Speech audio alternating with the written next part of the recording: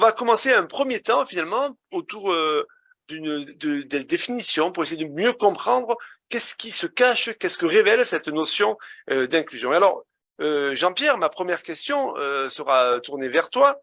Tu as écrit de nombreux articles qu'on pourra d'ailleurs partager, hein, quelques articles sur notre page du SNEP FSU. Tu as été aussi l'un des artisans, une cheville ouvrière très active pour le contre-pied EPS Handicap, qui a presque maintenant une dizaine d'années, si je me trompe pas. Ton travail était à la fois théorique, mais aussi pratique, puisque tu as fait de nombreuses propositions pratiques pour les collègues d'EPS sur la question de la formation, sur la question des enfants à besoins particuliers, sur les enfants en situation de handicap, comment faire et apprendre en éducation physique et sportive. Alors, au début, quand on a discuté un peu pour la préparation de cette émission, très vite, nous avons vu qu'il y a quelque temps, on parlait d'intégration. Aujourd'hui, cette notion nouvelle arrive. Inclusion, est-ce que c'est un effet de mode? Est-ce qu'elle est porteuse d'un sens différent? Est-ce que tu peux nous préciser qu'est-ce que change la notion d'inclusion par rapport à la notion d'intégration? Bonsoir à toutes et tous. Alors, le terme d'inclusion et ses déclinaisons, inclusif, inclusive, inclusivité aussi, il est aujourd'hui très présent dans des discours venant d'horizons très divers. Et il y a une injonction à l'inclusion, soyez inclusifs. Mais en fait, le concept d'inclusion est pas si clair que ça. On peut l'entendre, il est entendu, hein, dans les faits, de deux manières différentes. Donc, je distinguerai en tant que produit et en tant que processus. En tant que produit, être inclus, c'est être au sein d'un ensemble. Pour des personnes en situation de handicap, c'est notamment participer à des séances d'éducation physique, puisque là, on est sur le thème de l'EPS, parmi des élèves ordinaires, au sein d'une classe typique, on va dire. On parle souvent d'élèves typiques et d'élèves atypiques. Voilà. Bon. Est-ce que ça suffit pour être inclus que d'être parmi les autres? Écoutez, bon, j'ai convoqué Pierre Bourdieu et Patrick Champagne, hein, qui ont dit qu'on peut être exclu de l'intérieur. Ben, évidemment, c'est pas parce qu'on est au sein d'un groupe qu'on est bien accepté et qu'on va trouver forcément moyen de tirer des bénéfices de ce qu'on peut attendre d'une belle idée d'inclusion. Voilà. Et donc, dans un second sens, et puis, avant même de dire ça, je voudrais pointer que une pratique entre soi, à l'opposé d'une pratique partagée, une pratique entre soi peut apporter des bénéfices, hein, y compris en termes d'inclusion sociale. Je pense aux sportifs de la Fédération handisport, de la Fédération française du sport adapté, qui trouvent des bénéfices à travers une pratique entre soi. Donc, le produit, le fait d'être parmi les autres, en milieu ordinaire. En tant que processus, l'inclusion, c'est la lutte contre les exclusions. Toutes les exclusions. Et un objectif central qui est avancé dans les discours, les analyses, un objectif central de l'inclusion, c'est de favoriser la participation sociale des personnes handicapées. C'est vraiment l'objectif central. Alors, qu'est-ce que c'est que la participation sociale? On peut l'entendre de deux manières. D'une part, c'est avoir des relations sociales, être inscrit dans un réseau de sociabilité, et d'autre part, et fondamentalement, hein, c'est ce qui est développé dans les discours sur la société inclusive, fondamentalement, c'est avoir accès à des domaines qui devraient être ouverts à tout le monde. C'est quoi? C'est l'éducation, que tout le monde ait accès à l'éducation, que tout le monde ait accès à la santé, et accès au travail, et accès à des loisirs, et accès au sport. Voilà. Et de ces réflexions sur une société inclusive et sur les actions à conduire pour y mener, il y a un concept qui émerge, c'est l'accessibilité. Alors, l'accessibilité, elle est présentée comme le principe organisateur de société inclusive. Et cette accessibilité, elle ouvre une source de droit pour accéder à tous les domaines que j'ai évoqués tout à l'heure. Il faut comprendre que cet accent sur l'accessibilité, elle est liée à une conception du handicap qui est, enfin, nouvelle, pas si nouvelle que ça. C'est ce qui fait parler aujourd'hui d'inclusion plutôt que d'intégration. Quand on parle d'intégration, on dit, mais c'est très schématique tout ça, mais bon, voilà, c'est le discours. Hein. On dit que l'élève n'était intégré que dans la mesure où il s'adaptait aux normes de l'école. Dans l'inclusion, on dit que c'est à l'école de s'adapter aux caractéristiques de l'élève. Alors c'est vrai que c'est un changement fondamental. Maintenant, est-ce que historiquement c'est totalement fondé? Non, non. Moi, j'ai pas mal été dans des collèges, j'ai interviewé, j'ai filmé, j'ai des films qui sont toujours d'ailleurs disponibles à l'Inès Sochard et en vente. Hein. Je fais pas de promotion, mais bon, voilà. Et j'ai rencontré, j'ai filmé des collègues qui faisaient de l'inclusion, c'est-à-dire qui s'adaptaient parfaitement aux élèves.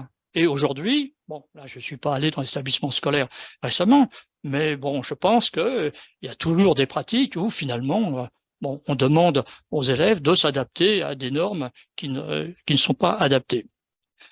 Et l'accent sur l'accessibilité est lié à une nouvelle conception du handicap, telle que, on va dire que dans le mode de l'intégration, c'est un peu schématique, mais c'est ça, on est passé avec l'intégration d'un modèle individuel et médical du handicap à aujourd'hui une conception, alors qu'on va qualifier le plus souvent de sociale, qu'on peut qualifier aussi d'écologique ou systémique. C'est-à-dire, on va prendre en compte l'interaction entre les caractéristiques de l'individu et l'environnement. Et c'est ça, l'inclusion, fondamentalement, suppose, pour permettre l'accessibilité, de prendre en compte conjointement les caractéristiques individuelles et l'environnement. J'aime bien parler de situation. Hein. On a parlé, Pierre Miner, dans les années 80, parlait de handicap situationnel, handicap de situation. Je trouve que voilà, c'est un équivalent que j'aime bien évoquer. En EPS, la situation dans laquelle se trouve un élève, c'est l'activité à laquelle il est confronté, les savoirs auxquels il va être aussi confronté, et puis c'est le contexte physique, c'est le contexte humain, c'est le contexte réglementaire aussi. Merci Jean-Pierre, d'universaliste, et qui dépasse d'ailleurs la notion de handicap. On pourrait presque regretter qu'elle soit trop souvent associée à cette question du handicap. L'inclusion dépasse la question de la prise en compte des élèves handicapés, parce que dans les principes de l'éducation inclusive, ça concerne tous les élèves. Alors, on va étendre du handicap aux besoins éducatifs particuliers, mais c'est pareil, si on cherche la limite, alors bon, un élève obèse, un élève qui a un syndrome rotulien, bon, on va dire il a des besoins éducatifs particuliers, mais n'importe quel élève peut se trouver à un moment donné face à des difficultés d'apprentissage et avoir un besoin particulier. Et l'idée d'une société inclusive, c'est de prendre en compte la diversité des personnes, toute la diversité. Alors, le handicap y compris, bien sûr, mais pas uniquement. Alors, l'idée universaliste, elle est fondatrice des droits de l'homme, à travers la devise républicaine, et c'est une conception universaliste de l'humanité. C'est-à-dire qu'il postule l'unité du genre humain au-delà des différences les plus manifestes. Et qui articule l'attention aux singularités et l'attention aussi à créer du commun. Si je suis les propos d'Alain Policard, philosophe, qui a publié il n'y a pas très longtemps dans Le Monde à ce propos, mais je le connaissais avant, lui, il parle d'universalisme pluriel. Et je trouve que c'est intéressant, parce que là, on est loin de l'universalisme totalisant, qui a conduit aussi à éradiquer des cultures, un universalisme qu'on peut qualifier de colonial. Aimé Césaire est dans cette ligne d'universalisme pluriel, même si c'est pas le terme qui est utilisé. Alors, ça veut dire que dans cette conception, il y a l'idée qu'il y a entre les individus des différences de degré, mais pas de nature. Il n'y a rien qui les sépare irréductiblement. Et quand on sépare, on a tendance à hiérarchiser. Alors, les hommes, les femmes, les blancs, les noirs, etc. Alors, on dirait, et à l'école, comment on peut exploiter cette idée? Eh ben, on va hiérarchiser en fonction des performances scolaires. On va créer une école à filière, par exemple, dont on sait qu'elle est contre-productive dans la mesure où les meilleurs ensemble deviennent un peu meilleurs et les moins bons, ils deviennent beaucoup moins bons. Alors, est-ce qu'il y a, dans le domaine du handicap et à l'école, est-ce qu'il y a des filières de séparation? Oui, bah, il y a les établissements spécialisés qui relèvent, selon l'inspecteur général Grosso, c'était dans le numéro de reliance que tu évoquais tout à l'heure, une culture de la séparation. Une culture de la séparation parce que ce sont des écoles, des établissements, plus exactement pas des écoles, qui ne dépendent pas du ministère, qui ne sont pas sous la tutelle du ministère de l'Éducation nationale, mais sous tutelle du ministère en charge de la santé. Et ça change beaucoup de choses. J'entends des collègues, et j'entends bien, c'est-à-dire non seulement je les écoute, je les entends et je les comprends, qui disent, bon, nous, on a déjà beaucoup d'élèves dans la classe, on nous amène des élèves pour lesquels on n'est pas formé, qui pour certains perturbent, etc. Il serait mieux dans un établissement spécialisé avec des professeurs compétents. Alors la réalité, c'est quoi? Si d'un côté, effectivement, comme tu disais Didier, il y a des établissements spécialisés qui font un travail excellent. Je pense aux instituts pour les jeunes sourds, à l'Institut national des jeunes aveugles à Paris, où là j'ai rencontré des profs extraordinaires, c'est vrai. Mais dans les IME, quelle est la réalité dans les IME? Alors, il faut se reporter, notamment, alors bon, ça a été écrit, il y a Pascal Brier, un collègue qui a écrit là-dessus, et qui a montré que la structuration de l'enseignement d'éducation physique dans les IME, établissements médico-éducatifs, elle n'obéit pas du tout aux caractéristiques de l'éducation nationale. Pour être recruté, bon, voilà, pas la peine d'avoir un CAPEPS, les horaires, les programmes, tout ça, c'est très informel et c'est laissé au bon vouloir du chef d'établissement qui, en plus, doit gérer des contraintes financières, recruter ou pas recruter, avec tel diplôme, etc. Je termine par un rapport qui vient d'être publié, j'en ai pris connaissance il n'y a pas longtemps, et qui s'intéresse, qui s'est penché sur un gros rapport, qui s'est intéressé à les activités physiques dans les établissements spécialisés. Alors, le titre du rapport, c'est quoi? C'est-à-dire comment remédier, parce que le titre du rapport, il est évocateur des solutions qui sont envisagées. C'est mise en œuvre de 30 minutes d'activité physique quotidienne dans les établissements pour enfants handicapés. Donc la solution pour améliorer, ça serait ça. Bon, je ne fais pas de commentaires, vous pouvez imaginer ce que je pourrais en dire. Je termine par les obstacles qui ont été identifiés par les inspections générales, conjointes Inspection générale des affaires sociales et éducation nationale. Il y a moins, dans moins de la moitié, dans plus de la moitié des établissements spécialisés, il n'y a pas d'éducateurs sportifs. On prend le terme d'éducateur, pas de professeur. La moitié, plus de la moitié. C'est énorme. Les équipements manquent. Et parfois, l'enseignement est conçu dans une perspective rééducative par des personnels paramédicaux. Bon, j'arrête là. On reviendra peut-être à la discussion sur le rapport, justement, sur les 30 minutes de bouger et où on essaie de vanter les mérites de la dimension inclusive du bouger, mais on pourra aussi d'ailleurs discuter qu'est-ce qui s'apprend dans ce temps-là et on verra sans doute quand on va petit à petit basculer sur la question de l'éducation physique et sportive. Bon, j'entends moi la dimension justement des idées portées par l'inclusion, l'universalisme. Chez les enseignants de PS, quand même aujourd'hui, on constate un peu un goût amer du point de vue de ce vécu-là, parce qu'ils ont l'impression, déjà dans des conditions qui sont souvent difficiles, avec un nombre d'élèves par classe qui tend à augmenter, avoir en plus 2-3 élèves par classe, avec des situations de handicap qui sont parfois lourdes, sans formation, sans moyens, et à devoir gérer ça sans aucune finalement aide et être un peu désemparé en disant oui mais c'est porté par l'idée d'inclusion. Alors que penser aujourd'hui du discours politique que l'on entend sur la question de l'école inclusive? Comment on peut analyser cette question-là? Alors je peux distinguer une analyse du discours politique sur l'inclusion et les actions politiques réelles qui sont menées. Le discours, c'est une chose, l'action, c'est autre chose.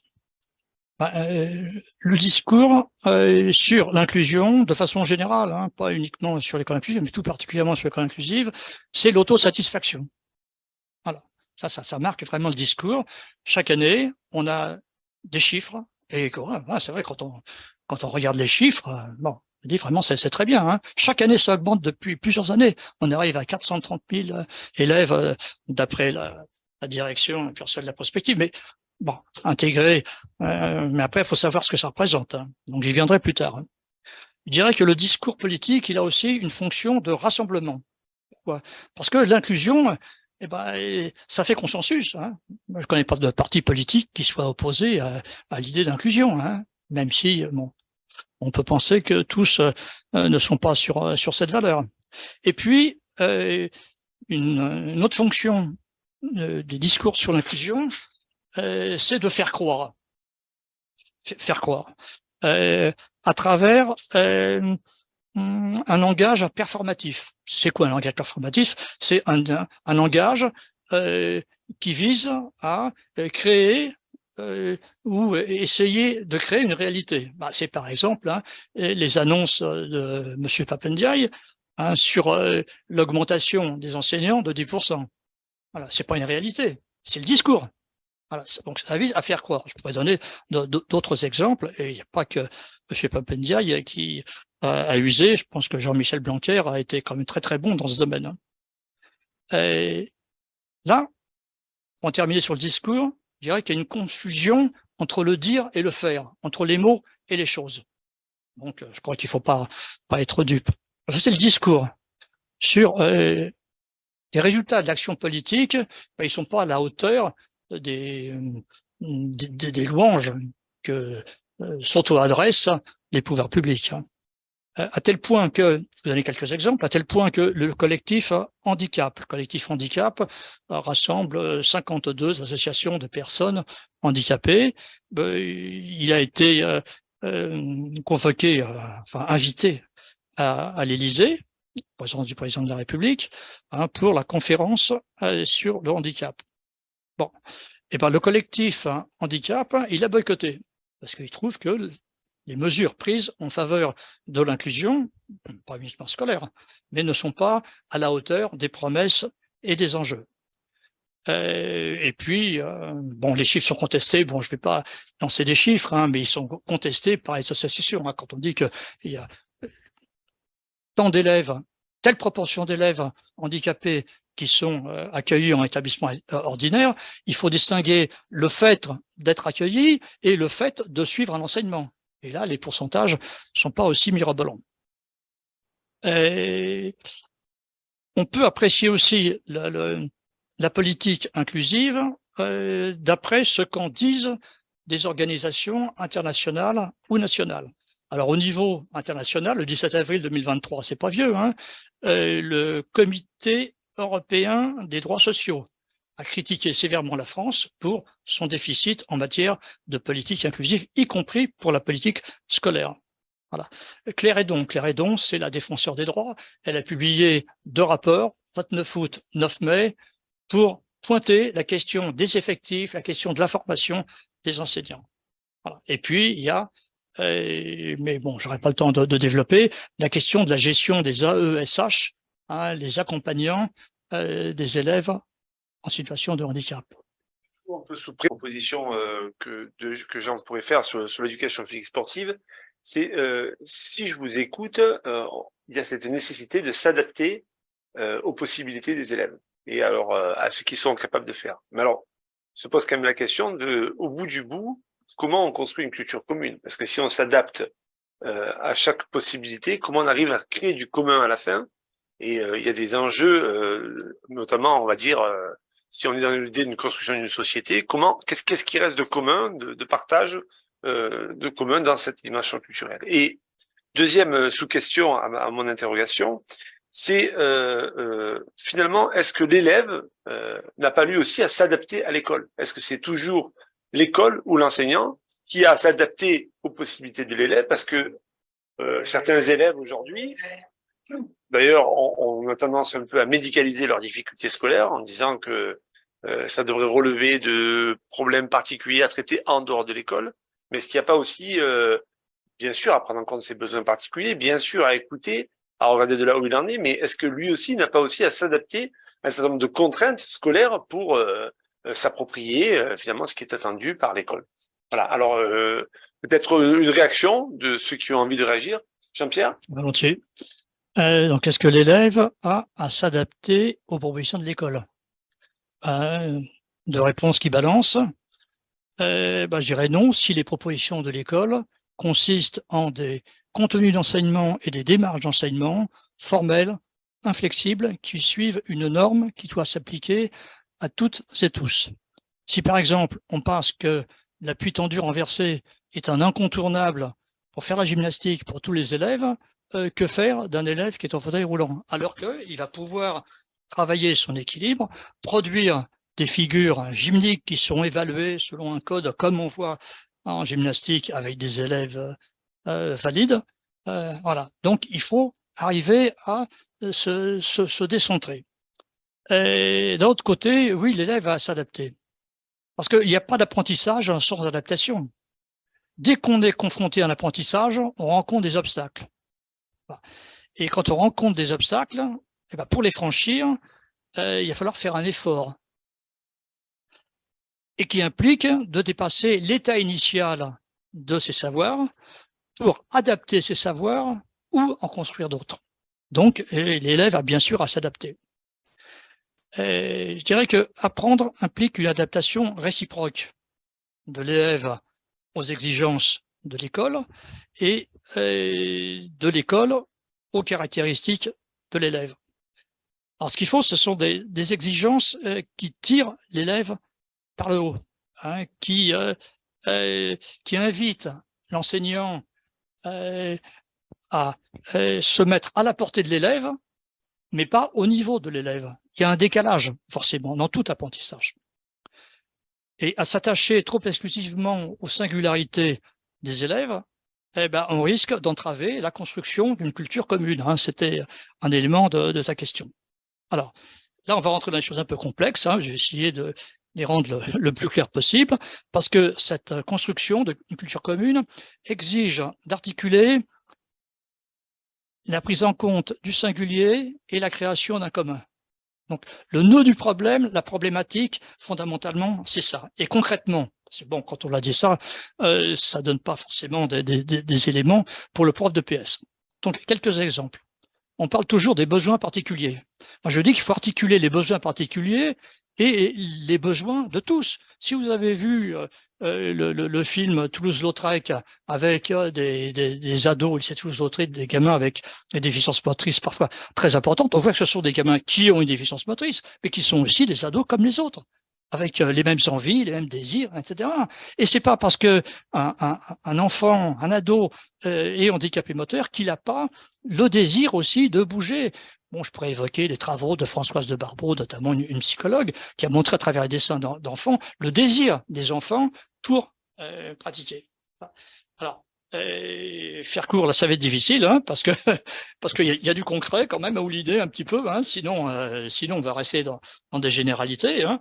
Donc, il faut prendre en compte des besoins et des désirs communs. Par exemple, on dit souvent, la performance ou la compétition, c'est pas pour ces enfants-là. Mais pourquoi hein? Si c'est adapté, si les règles sont adaptées, à chacun son Everest, hein, comme dit Pascal Jonin, le médecin alpiniste, hein, qui a créé une assoce pour des enfants cancéreux ou des femmes en rémission de cancer. Voilà. Prendre en compte les difficultés et les capacités. Il n'y a pas que des difficultés, il y a des capacités. J'ai l'exemple d'un gamin qui était dyspraxique, il était incapable de coordonner un mouvement, incapable d'imiter un mouvement. Je propose un cycle de danse à l'EREA de l'hôpital de Garches, et le gamin, il se révèle le meilleur danseur. Pourquoi? Parce qu'il crée ses propres mouvements. Je ne lui demande pas d'imiter un mouvement, de reproduire une forme gestuelle, mais de créer. C'était le meilleur danseur, le plus apprécié, applaudi par les autres. Donc, il y a des difficultés, donc on articule des difficultés, mais aussi des capacités qu'il va falloir aller déceler chez l'élève en observant son activité, les obstacles qu'il rencontre et ses ressources. Et puis, les pratiques partagées. Alors, important ça quand même, hein. Mais je ne fais pas un dogme des pratiques partagées. Moi, dans des expériences que j'ai suivies, des films que j'ai réalisés, et parce qu'il y avait des moyens aussi, avec la dotation horaire globale, d'avoir 1 heure, par exemple, qui permettait, en plus de l'emploi du temps, en plus du temps d'EPS avec la classe d'appartenance, qui permettait de regrouper des élèves qui avaient des besoins particuliers. Et ça a permis, je me souviens du collège Georges Braque à Reims, c'était dans les années 80-97, où avec ça, et avec l'attention des profs, non pas seulement aux élèves handicapés, mais à tous les élèves, le taux de dispense, qui était considérable, était tombé à 0. Voilà. Il faut prendre aussi en compte des techniques particulières et des savoirs communs. J'arrêterai là-dessus. Je prends l'exemple du saut en longueur en fauteuil. Je mets des guillemets à saut, c'est pas un saut, bien sûr, mais il s'agit de mobiliser des savoirs semblables au saut en longueur ordinaire, puisque le jeune va devoir prendre un élan, progressivement accéléré, étalonner, prendre une impulsion dans une zone, alors c'est pas une impulsion avec le pied, mais une impulsion en poussant violemment sur ses mains courantes pour aller plus loin. Donc il y a des savoirs communs, mais des techniques tout à fait différentes. Et cette articulation d'éléments opposés, elle exprime de façon très concrète le principe dialogique. Je m'excuse du terme, c'est Edgar Morin qui a développé ça dans ses travaux sur la complexité. Le principe dialogique, il met en coopération et en tension des logiques, des idées qui paraissent a priori s'exclure l'une l'autre. J'arrête.